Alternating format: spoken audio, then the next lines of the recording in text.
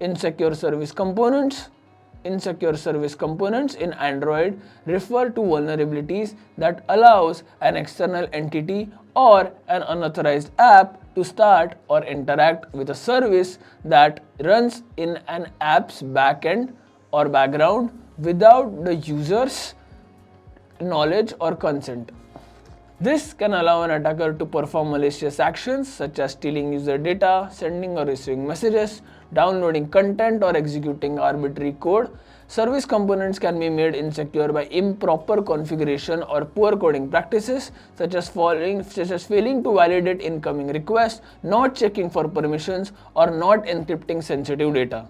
To prevent insecure service component vulnerabilities, developers should implement best practices such as validate incoming requests to check if the request is coming from a trusted source and contains the required parameters.